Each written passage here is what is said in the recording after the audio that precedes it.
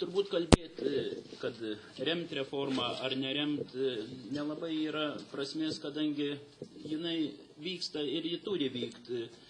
Lietuvos švietimo sistema po to mūsų po laisvės atgavimo, po to nuosmukio pradėjo plėstis, augo ir plėtėsi ir tik tai dabar paskutiniais metais yra pasiekta tam tikra riba, stabilumas ir mes būtinai turim pereiti į kitą kokybę, ar įvardinsim taip kaip reformą, ar kaip nors kitaip, vis tiek tie procesai turi vykti.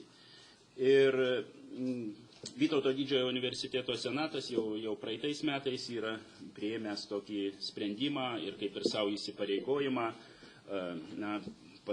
tapti tokiu projektu, jeigu taip galima būtų įsivaizduoti, atsiliepiančių į šios dienos šaukinius ir tame tarpe optimizavimo tinklo ir kitus klausimus.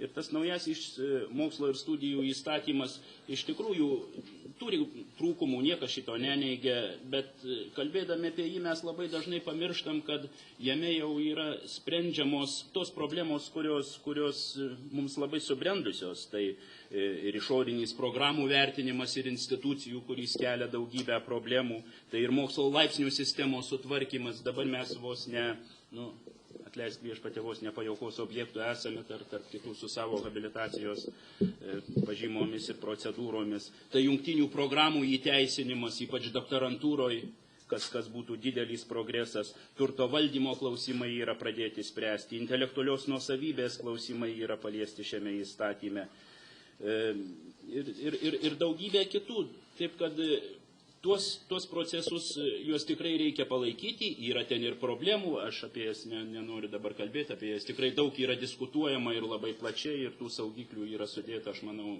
pakankamai šiuo metu, jeigu jų reiks, jų ir daugiau bus įdėta. Visi suinteresuoti, visos grupės, tiek studentai, tiek dėstytojai, tiek mokslininkai šiame procese dalyvauja ir, manau, kad tas įstatymas turėtų kiek įmanoma greičiau atsirasti, bet jis gal gerai būtų, kad būtų kaip išimtis tarp visų įstatymų, kurie turėtų tokią priežiūros ar palaikymo grupę, kad jis būtų gyvas organizmas ir tikrai būtų keičiamas, kada reikia, pataisomas. Dėkui.